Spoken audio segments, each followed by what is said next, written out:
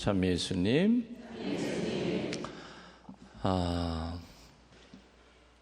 어느 회장님이 산에를 등산을 갔대요. 그랬는데 밤중에 산을 헤매다가 길을 잃어가지고 밤이 컴컴한데 칠흑같이 어두운 밤이니까 어디가 앞인지 뒤인지 모르고 헤매다가 그냥 절벽에서 떨어진 거예요. 그냥 절벽으로 막 미끄러져 내려가다가 뭐가 손에 하나 딱 잡히길래 딱 나뭇가지 하나를 잡았어요. 구사일생으로 살은 거죠. 근데 뭐 굴러 떨어진 데가 하도 가파르니까는 그리고 잡고 올라갈 게 없으니까 누가 위에서 살려주지 않으면은 꼼짝 못해요. 그래서 위에다 대고 사람 살려 그랬겠죠. 근데 그 캄캄한 밤중에 누가 그 위에서 구해줍니까?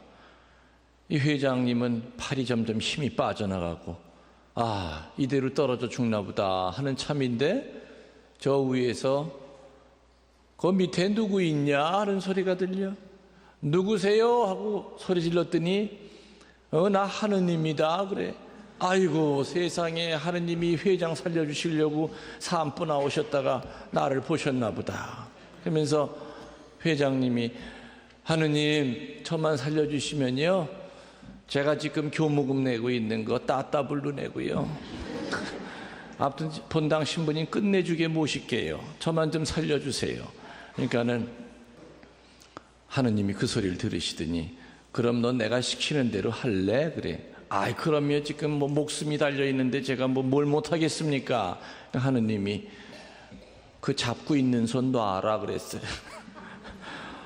아니 이거 놓으면 어떻게 되는 거예요? 죽는 거죠? 그러니까 이 회장님이 다시 하도 기가 막혀가지고 위를 쳐다보고서는 아니 저분이 이제 연세가 많아서 치매가 오셨다. 지금 이거 놓으면 죽는데 이걸 왜 놓으라고 그래? 그래서 한동안 아무 말도 안 하고 있다가 저 위를 쳐다보고 뭐라고 그랬느냐. 그 위에 하느님 말고 다른 사람 없어. 하느님이 그 소리 듣고 열받았겠죠. 그래가지고 못된 놈. 그래서 그냥 올라가 버리셨대요. 그리고 조금 있다가 그냥 나무가지가 뚝 부러지면서 그냥 밑으로 아이고 사람 살려 하고 떨어졌어요. 딱 나무가지가 부러졌는데 보니까 세상에 그 밑에가 20cm밖에 안 남아 있었어. 하느님이 어련히 알아서 손을 놓으라고 그러셨겠어요. 그죠? 그거 손 놓고 그냥 사뿐히 떨어지면은 회장으로 체면도 쓰고 그 살겠다고 하느님이 놓으라고 그랬는데 놓지 않고서는 하느님 말고 딴 사람 없냐고 그러다가 망신대로 개망신 당했고. 여러분들 이제껏 살아오시면서 하느님이 여러분들에게 그거 놔라 할 때가 많으셨을 거예요. 근데 직간에는 머리 굴리느라고 나 요거 놓으면 죽어, 내 요거 포기하면 난 절대 안 돼 하다가 하느님에게 속 다 보이고 영적으로 망신 다 당하고 하느님 얼굴 보기도 두려워할 때가 얼마나 많았겠는가. 기적이라고 하는 건 언제 일어납니까? 내가 애착하는 것에 마지막 한 조각을 포기할 때 기적이 일어나요. 그렇겠죠? 내가 정말 여러분들 기쁘게 살고 싶으세요? 그죠? 기쁘게 살고 싶지 않으신 분 손 들어보세요. 없지요? 그럼 기쁘게 살려면 어떻게 해야 돼? 내가 가지고 있는 욕심 그거 마지막 한 조각 포기하면 기쁨이 와요. 몸에 있는 이 병 낫기 다 원하고 있잖아요. 병 없는 사람 어디 있어? 하다못해 발톱에 무좀이라도 다 있잖아요. 몸 안에 있는 이 암덩어리 낫기를 원한다면 암까지도 하느님에게 감사해야죠. 내가 애착하는 것에 마지막 한 조각을 포기할 때 바로 그 순간에 하느님께서는 주님 제가 할 수 있는 건 아무것도 없습니다 할 때 하느님께서는 손수 목수가 돼서 기초를 놔주시고 못질을 하고 대패질을 해주세요. 여러분들 아까 제가 미사 시작할 때 여러분들은 성모님께 초대받아서 왔다고 하는 말 했어요. 그죠? 여러분이 스스로 차 대절해가지고 아무튼 돈 내서 왔겠지만은 실제로 따져보면 성모 엄마가 여러분들 부르신 거예요. 그러면 부르시면 반드시 뭐가 이유가 있으니까 부르셨을 거예요. 그 이유가 두 가지야. 첫 번째는 여러분들 치유시켜 드리려고. 여기는 치유의 성지이기 때문에. 두 번째는 여기 성지를 모르는 사람에게 알려라. 여기 1년에 10만 명이 다녀가지만 아직도 천주교 신자들 가운데 여기 안 와본 사람이 훨씬 더 많을 거예요. 그렇기 때문에 여기 왔다가 여기가 이런 성모님 계신답니다 하고 남편한테도 알리고 자식한테도 알려서 가족끼리도 오고 반원들끼리도 오고 프레시디움 단원들끼리도 오고 수녀님들은 또 같은 수녀님들에게 알려서 같이 동기들끼리 같이 오기도 하고 이렇게 해서 여기 한국 땅에 이런 엄청난 성모님의 성지가 있다고 하는 걸 알려야 돼요. 근데 알리려면 여기 영성이 무엇인지를 알고 가야 전하죠. 그냥 여기 와서 미사만 하고 밥 먹고 사람 받고 돌고 박물관 둘러보고 집에 가서 머릿속에 남는 건 오늘 밥 잘 먹고 왔다. 그거밖에 머릿속에 안 남는데 어떻게 알릴 재간이 없는 거예요. 여러분들 여기 박물관에 그 앞에 현수막이 큰 게 하나 걸려 있죠. 거기 뭐라고 써 있습니까? 거기 지나다니면서 쳐다보는 사람 딱 2명 봤어 내 오늘. 그저 바쁘게 왔다 갔다 하느라고. 거기 뭐라고 써 있어요? 펄럭펄럭? 바람에 펄럭펄럭이라고 써 있어요? 거기 위에 보면은 감곡 매개 성모 순례지 두 번째 줄에는 왜 순례지일까요? 하고 물었어요. 그리고 그 밑에 순례지가 될 수밖에 없는 이유 5가지를 뼈대만 이렇게 5개를 적어놨어요. 그거를 내가 설명을 드리겠다. 그걸 알고 돌아가야 여기가 성모님 성지라고 하는 것을 알릴 수가 있게 돼. 저 5개가 바로 110년 동안에 녹아있는 드러난 하느님의 역사요 성모님의 역사가 그 5가지예요. 자, 첫 번째 따라 하십시오. 111년 전에 성모님께서 친히 이 땅을 정하셨습니다. 장차 동양의 루르드 성지로 만드시기 위해서 성모님이 111년 전에 이 성당이 111년 됐어요. 111년 전에 이 성당터가 6만 평인데 이 6만 평을 사람이 정한 터가 아니라 프랑스 선교사 한 사람을 도구로 쓰셔서 그 선교사 이름이 누굽니까? 임가밀로 신부님. 그 신부님의 무덤은 지금 여기 빨간 줄 제대 이 밑에가 임신부님의 무덤이에요. 원래 돌아가시고 난 다음에는 산 한 바퀴 빙 돌고 내려다 보면 무덤이 하나 있죠. 네, 거기에 묻히셨다가 83년도에 이쪽으로 이장을 하셨어요. 거긴 지금 가묘 여기에 지금 임신부님이 묻혀 계세요. 저 임신부님은 고향이 어디냐? 프랑스 루르드. 어릴 때부터 루르드 성지가 자기 놀이터였어요. 그러니까 엄마 손을 잡고 늘 성모님께 찾아왔고 성모님에 대한 신심이 아주 남달리 뛰어났죠. 9살 때 천령성체를 받았습니다. 옛날에는 신부님이 천령성체 해주면서 물어요. 네 소원을 얘기해라. 그러면 그대로 이루어질 것이다. 저도 어렸을 때 기억이 미국 신부님이 성체 처음으로 주기 전에 토마스야 네 소원을 얘기해봐라 했던 기억이 나요. 임신부님도 번당 신부님에게 성체 처음으로 영하면서 소원을 얘기하라고 했을 때 2가지를 얘기했대요. 첫 번째는 사제가 분명히 되더라도 성인 사제로 살게 해주십시오 하는 게 첫 번째 소원이었대요. 9살짜리 입에서 그 말이 나온 거야. 두 번째 소원은 사도 요한이 성모님을 평생 엄마로 모시고 살았듯이 나도 한평생 성모님을 엄마로 모시게 해주십시오.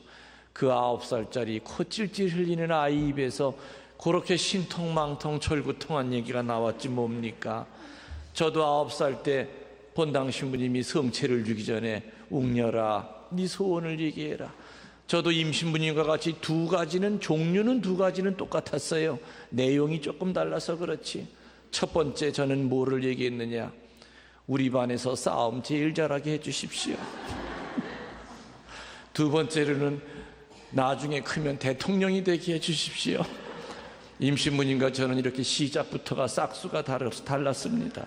아무튼 임신부님은 어릴 때부터 성모 신심으로 가득 차서 성모님을 엄마로 모시고 파리 외방전교회에 들어가셔서 신학 공부를 하고 1893년에 사제 수품을 받습니다.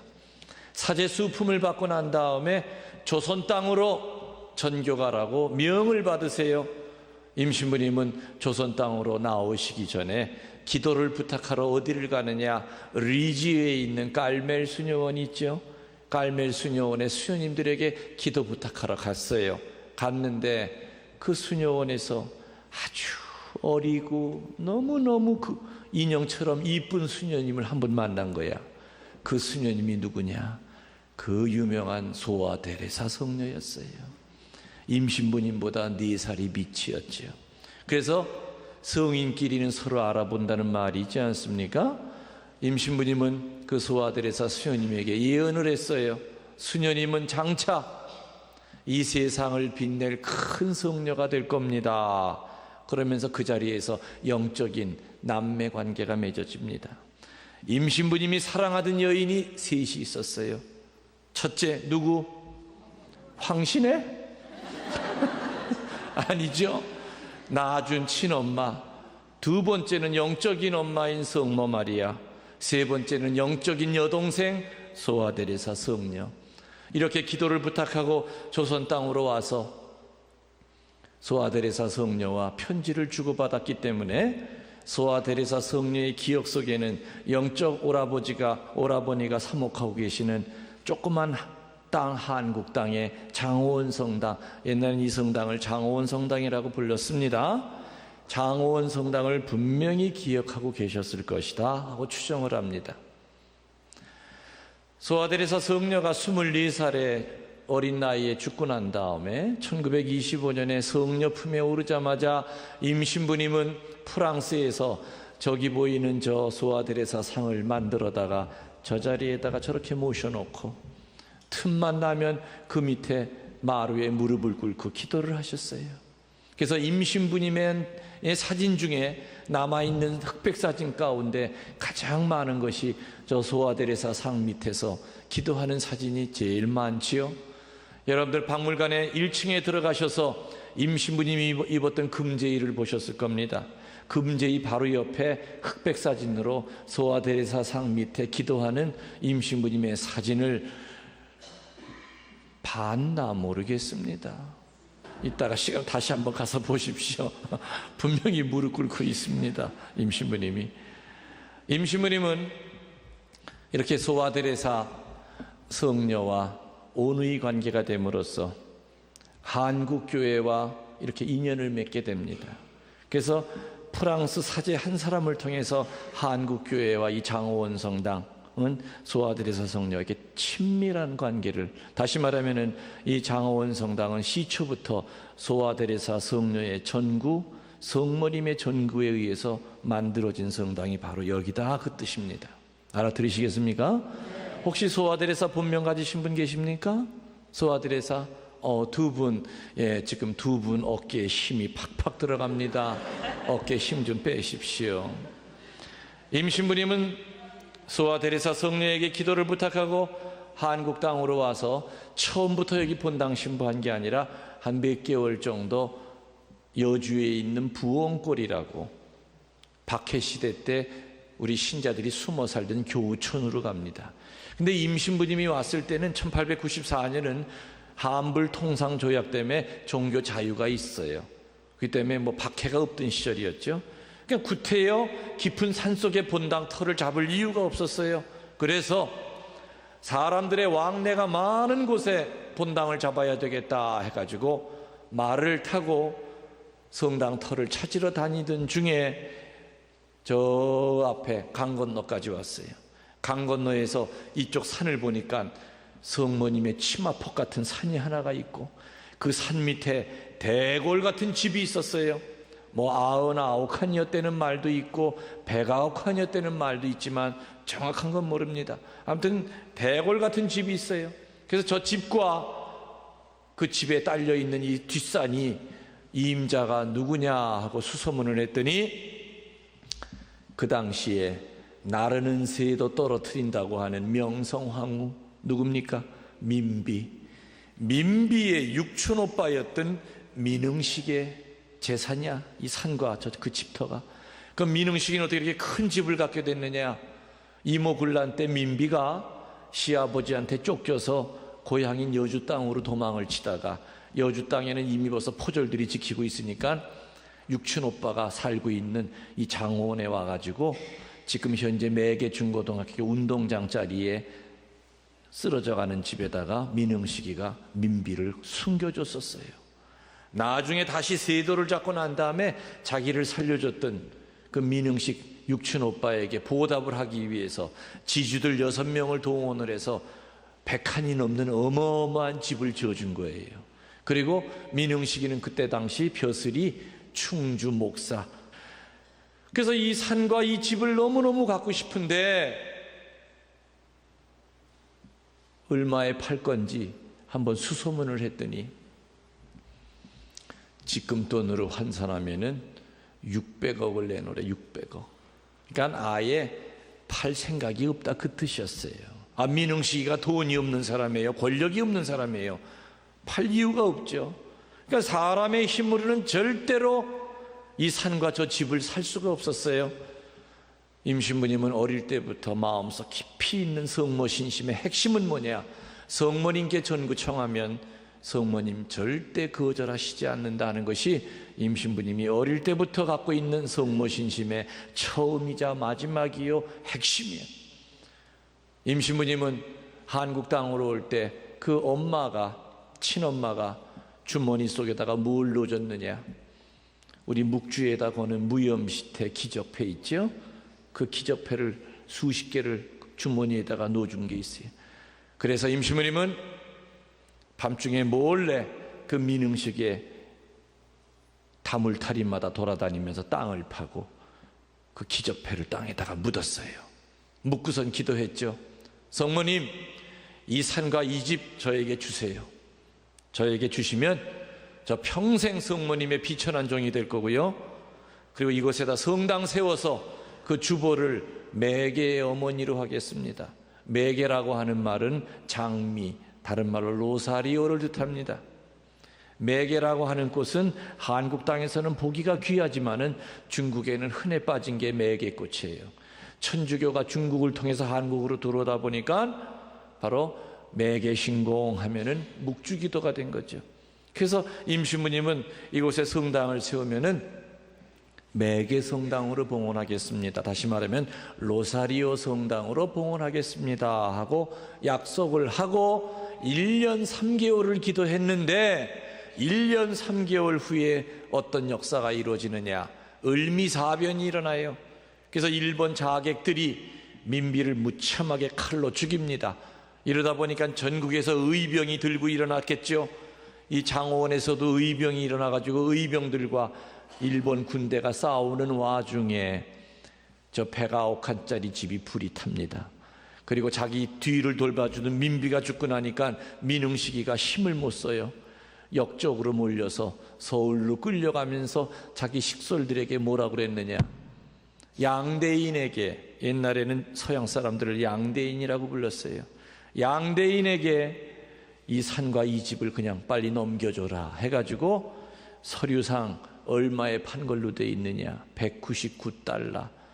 지금으로 환산하면은 19만 원에 이 6만 평을 넘겨준 거예요. 처음에 얼마 달라고 그랬었어요? 600억을 달라고 했던 것이 19만 원으로 줄어든 거예요. 그러니 이게 사람이 산 땅이 아니죠. 임신부님이 1년 3개월 기도해서 이 6만 평을 거저 얻었어요. 그래서 임신부님은 이곳에다 장차 동양의 루르드 성지 같은 그런 곳이 될 것이다 하고 확신을 갖고 불타다 남은 그 집에 안채를 헐어가지고 첫 번째 성당으로, 그게 바로 이 성당 설립 연월일인 1896년 10월 7일 로사리오 축일날 불타다 남은 그 집에서 제대를 만들어가지고 천미사를 봉헌합니다. 1896년 10월 7일 천미사를 임신부님이 드릴 때 이 장호원에는 천주교 신자들이 몇 명이나 있었을까요? 퀴즈입니다. 1번 100명, 2번 200명, 3번 300명, 4번 400명, 아무거나 찍으시기 바랍니다. 몇 명? 아무거나 얘기해도 상관없습니다.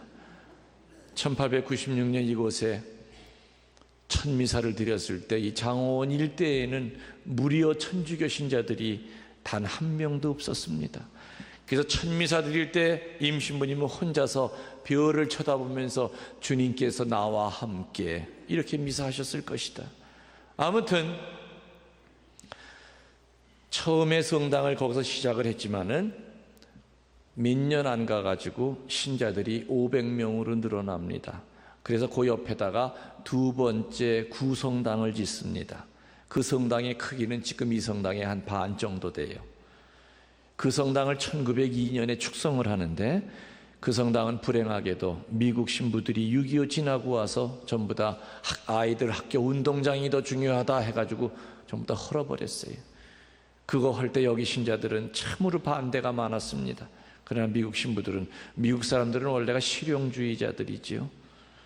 역사 자체가 200년밖에 안 된 나라이기 때문에 역사보다는 아이들 운동장 터가 더 중요하다 해서 싹 밀어버렸어요.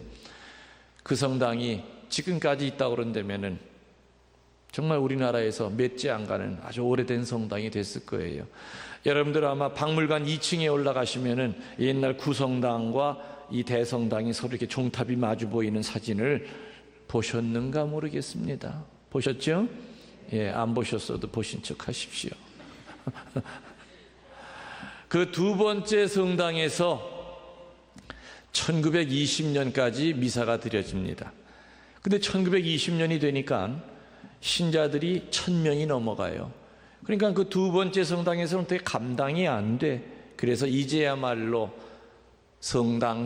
성당을 산중턱에 제대로 세워드려야 되겠다 해가지고 천주교 신자들 1000명이서 삽과 곡괭이를 가지고 이 산 허리에 매달려 가지고 돌을 캐기 시작합니다. 지금처럼 무슨 중장비가 있던 시절이 아니었겠죠. 남자들은 소나무에다 자기 몸을 묶어 가지고 자꾸 미끄러지니까, 그리고서는 곡괭이를 가지고 이 돌산을 캐서 돌이 밑으로 흘러내려가면은 자매들은 소쿠리에다가 돌을 지어서 3년 동안 개미 역사를 해서 이 성당이 들어갈 자리를 이렇게 깎아낸 겁니다. 눈에 보이는 털을. 그래가지고 7년에 걸쳐서 성당을 짓기 시작해서 1930년에 이 성당이 축성이 됩니다. 알아들으셨습니까? 그러니까 이 성당 축성되기 전에 저 밑에 매개 중고등학교 자리에 성당이 2개가 더 있었던 거예요. 이 성당이 1930년에 축성이 됩니다. 이 성당은 원래는 명동성당이랑 똑같이 설계가 됐었습니다. 근데 명동보다 커요, 적어요? 적죠? 적어진 이유가 뭐냐? 여기 들어가는 이 돌멩이들이 여주에서 캐왔는데, 여주에서 돌을 싣고 올 때 일본 사람들이 성당을 못 짓게 하느라고 반 이상을 뺏어 버렸어, 길에서. 그래서 자재 부족 때문에 성당이 줄어든 거예요. 이 성당을 짓고 난 다음에 2년 있다가 임신부님은 그 일본 파출소 마당에 산더미처럼 쌓여있는 그 돌멩이들을 다시 찾아서 뭘 짓느냐, 바로 이 유물관을 짓는 겁니다. 2년 후에. 그 1934년에 축성이 되죠. 저 유물관은 3년 전까지만 하더라도 사제들이 살던 사제관이었습니다. 3년 전에 약 한 4억을 들여서 리모델링을 해서 유물관으로 바꿨죠. 저 유물관은 중부지방에서는 최초로 지은 석조 건물입니다. 지금 여러분들이 앉아 계신 이 성당은 충청북도 도문화재 188호고 저 석조 건물인 유물관도 조만간에 아마 문화재로 인정을 받게 됩니다. 아무튼 여기가 성모 순례지가 될 수밖에 없는 첫 번째 이유는 뭐라고요? 111년 전에 성모님께서 직접 잡으신 터입니다. 알아들으시겠습니까? 네. 어느 성당에서 신부님이 강론대에서 강론만 하기 시작하면 좋은 형제가 있었대. 그것도 차라리 기둥 뒤에서 숨어서 졸면 믿질 않은데 꼭 맨 앞자리에 앉아가지고 강론대 코앞에 앉아가지고 연신 안녕하세요 안녕하세요. 그러니까 신부님도 그것도 한두 번도 아니고 그냥 미사 때마다 그러니까 감정이 나죠. 저 인간이 지금 나랑 무슨 뭐 억하심정이 있나? 저 왜 저래? 해가지고 신부님이 저거 어떻게 해야 버릇을 가리키나 하고 연구를 했대요. 그래가지고 방법을 생각을 해냈어. 그래, 그렇게 해보자. 미사가 시작이 됐어요. 강론이 시작이 됐는데 다른 때는 눈이 말똥말똥하던 사람이 신부님이 강론 때에만 딱 쓰니까 그날도 아니나 달러 눈에 개슴치레 고기가 씩 내려가. 그래서 신부님은 그 사람만 못 알아듣고 다른 사람은 다 알아들게끔 천당 가고 싶은 사람 다 일어나세요. 한 사람만 빼고 다 일어났어요. 네? 조용히 앉으세요. 그래도 강론하다가 지옥 가고 싶은 사람 일어서! 이 졸든 사람은 무슨 소리만 들은 거예요? 일어서 소리만. 지옥 가고 싶은 그건 못 듣고 혼자 벌떡 일어났죠. 망신 개망신. 아주 지옥에 가고 싶어서 안달을 한 사람이 됐어요. 그 형제 그 후에 졸았을까요? 안 졸았을까요? 안 졸았죠. 또 졸았다면 그 인간도 아니죠. 그렇게 망신을 당했는데. 육적인 졸음도 참 우리들이 헤어나기가 어렵지만은 때로는 영과 육을 가지고 있다 보니까 영적인 졸음도 쉽질 않아요. 근데 저는요, 피정이든지 이렇게 강의를 할 때 나 참 성격 못됐어요. 남 조는 꼴을 못 봐.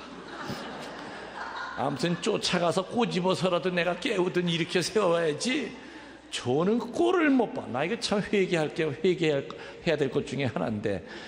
그러니까는 지금부터 조시려면은 죽음을 각오하시고 조시면 되겠습니다. 아무튼 여기가 성모 순례지이다 하는 첫 번째 이유는 다시 한번 따라해 보세요. 111년 전에 성모님께서 친히 잡으신 터입니다. 제 설명을 쭉 들으니까 이해가 가시죠? 그래서 성모님이 친히 잡은 터라는 얘기구나. 두 번째, 왜 여기가 성모 순례지인가? 따라하십시오. 111년 동안 성모님과 관련된 수많은 기적과 신비가 있는 곳입니다. 그 수많은 기적과 신비는 111년 전서부터 지금까지도 그냥 계속 내려와요. 수많은 전화와 제가 이메일을 받습니다. 여기 왔다가 엄청난 그 치유를 받고 돌아갑니다. 그런 전화가 한두 건이 아니에요. 뭐 말기 암 환자들이 왔다가 첫 토요일 날 왔다가 올 땐 들것에 실려왔는데 그 다음 달에는 그냥 얼굴색이 좋아서 걸어오는 거예요. 그러니까 여기는 끊임없는 그 신비와 기적의 성당이에요. 몇 가지만 제가 얘기를 드리면은 1930년에 이 성당을 축성했다고 그랬죠. 그때 루르드에서 아주 귀중한 성물 두 개를 모셔왔어요. 하나는 저 위에 계신 성모님 상 보이죠? 유명한 성모님이죠. 또 하나는 종탑 위에다가 걸 종 세 개를 모셔왔어요. 그 종 이름이 달라요. 마리아 종, 소아데레사 종, 벨라데타 종. 크기가 조금씩 다르다 보니까 소리가 도레미 소리가 나와요. 그런데 일제 말기에 일본 사람들이 전쟁을 하기 위해서 쇠가 필요했죠. 그 성당에 그 무거운 쇠덩어리를 그냥 내버려 둘 리가 없잖아요. 저 위를 기어 올라가서 저 무거운 종을 끌어내려 가지고 청주로 끌고 가가지고 용광로 속에다 놓고 불을 뗐어요. 다른 쇠와 같이. 지금쯤 다 쇠물이 됐겠다 싶어가지고 용광로 안을 들여다봤더니 세상에 다른 건 전부 다 쇠물이 됐는데 종 3개는 그냥 땅 밑에 그 용광로 밑에 그대로 가라앉아가지고 글자 하나도 지워지질 않고 하느님의 영광을 드러내고 있었던 거였어요. 이게 어찌된 일인가? 불을 더 세게 뗐죠. 나중에는 용광로가 시뻘게 져가지고 아주 깨질 지경이 됐는데도 종 3개는 끄떡도 하지 않고 녹질 않고 있었어요. 녹이려 결국엔 못 녹여가지고 끄집어내서 화가 나니까 한마루 옆에를 두드려 패가지고 종을 못 쓰게 만들어 놓고 땅에 묻어놨던 것을 해방되고 6.25 지나서 강국신자들이 수소문해서 종 3개를 찾아왔습니다. 찾아와 보니 종 2개는 옆에 금이가 있어서 종탑 위에 걸 수가 없었고 벨라데타 종만 멀쩡해서 그때부터 걸어서 아까 여러분들 미사 드리기 전에 종친 그 종이 바로 벨라데타 종이에요. 그 마리아 종이랑 소아데레사 종은 어디 있을까요? 어디서 보셨죠? 1층에 가면은 마리아 종이 있고 2층에 올라가면은 유리관 속에 소아데레사 종을 보셨을 겁니다. 마리아 종은 손으로 만질 수도 있죠. 소아데레사 종은 유리관 속에 들어가 있어요. 저 종은 세계적으로도 유명한 종입니다. 저 종이 유명하다고 하니까 가끔 보면은 할머니들이 와가지고 쇳가루를 자꾸 긁어가. 쇳가루 긁어다가 애 못 낳는 며느리한테 먹인다는 거야. 난 부처님 코는 자꾸 뺏겨지는 건 봤어도 성당에 종까지 긁어가는 건 처음 봤어. 아무튼 제발 긁어가지 마십시오. 저러다 종 남아나질 않습니다. 아무튼 그런 종에 대한 기적의 사건이 있었어요.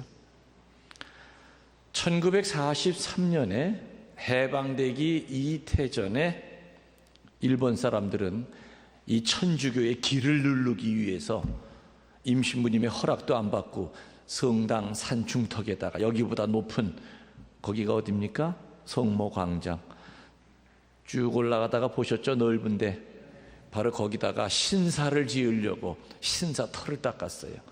성당보다 큰 신사를 지어서 성당 길을 눌러야 되겠다.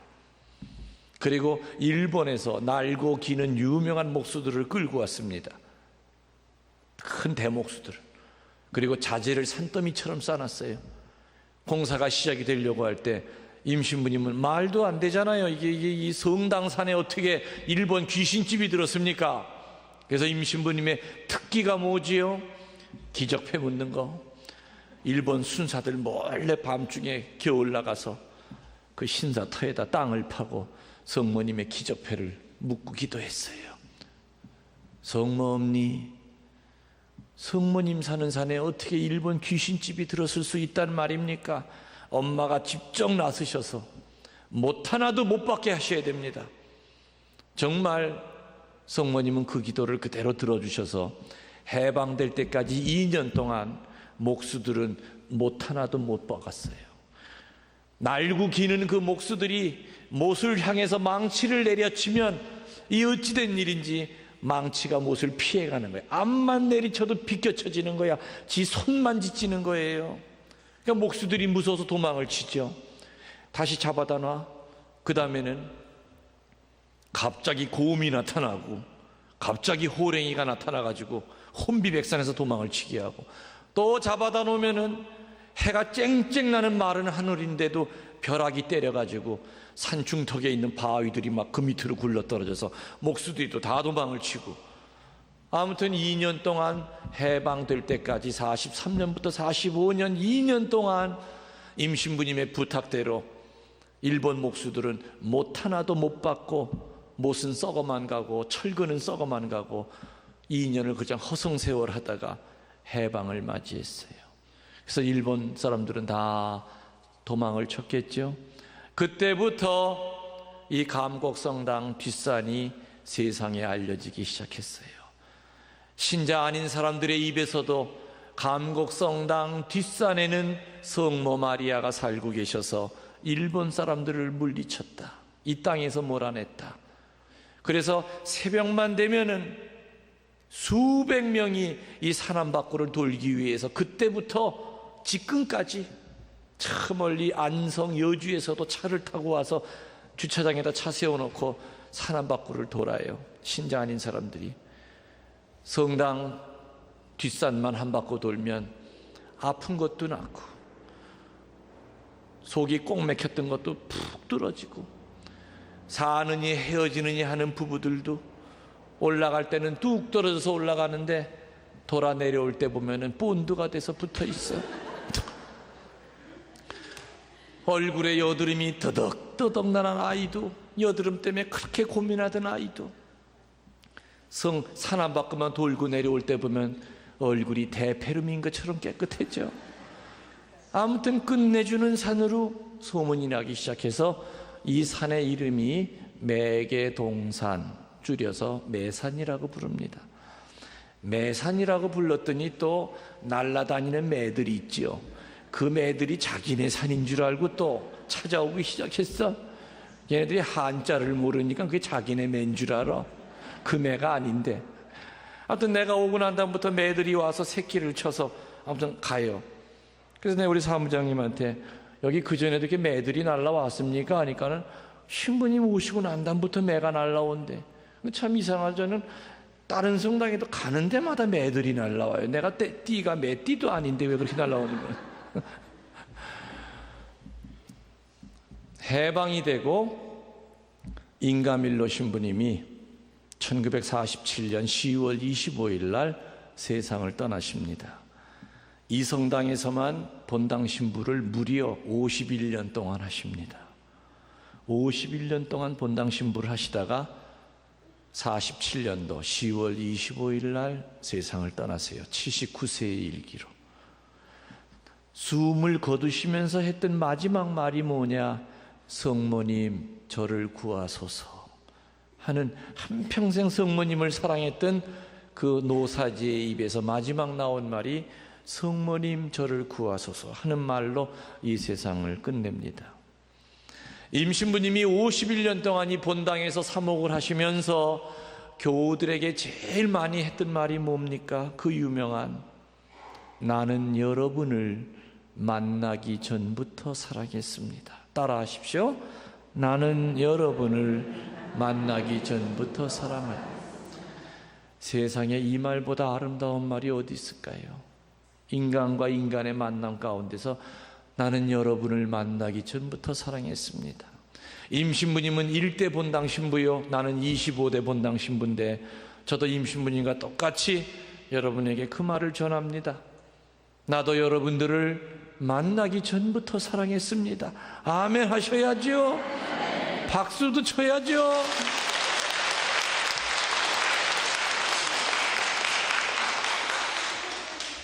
우리 자매님들 오늘 집에 가기 전에 슈퍼에 들러가지고 포도주를 한 병을 사세요. 그리고 저녁 때 술상을 딱 차려놓고 촛불을 하나 켜놓고 남편 잔에 포도주 한 잔 따라주고 내 잔에 한 잔 탁 따라주고 그러면서 포도주 잔을 들여다보면 어머 포도주 잔에 당신 눈이 떴네 하면서 그러면서 분위기를 잡아가면서 뭐라고 그러느냐, 남편의 얼굴을 쳐다보면서 여보 나 자기 만나기 전부터 사랑한 거 알지? 남자는 뒤로 그냥 넘어갑니다. 너무 좋아가지고. 꼭 하십시오 그렇게. 예. 그리고 보고를 꼭 하세요. 남자가 어떻게 됐나? 임신부님은 이곳에서 51년 동안 사목하면서 단 한 번도 당신의 고향 프랑스를 가보신 적이 없었다고 그럽니다. 그만큼 한국을 사랑했죠. 임신부님은 특별히 한국을 너무너무 사랑해서 51년 동안 그 중에서 36년 일제 치하를 지내면서 서대문 형무소에 4번이 수감이 됩니다. 반일 운동을 하시다가 반일 강론을 하시다가 마지막 4번째 잡혔을 때 일본 판사가 사형 선고를 내립니다. 그리고 임시무님에게 마지막 할 말이 없느냐. 임시무님은 며칠 있으면 8월 15일 성모님 승천 대축일이니 감곡으로 보내주면은 내 교우들과 마지막 미사를 하고 그 다음에 나를 죽이든 살리든 마음대로 하거라. 그래서 칼찬 순사 6명이서 호의를 하는 가운데 감곡으로 와서 양옆에 3사람씩 칼을 차고 임신부님을 노려보고 있는 가운데 이 제대에서 눈물의 마지막 고별 미사를 드렸습니다. 이 미사가 끝나고 나면 사형을 받아야 돼요. 성체 성혈이 다 축성이 되고 영성체를 하고 난 다음에 그 순간에 갑자기 저 성당 뒷문이 활짝 열리면서 동네 청년들이 뛰어들어오면서 신부님 사셨습니다. 해방됐습니다.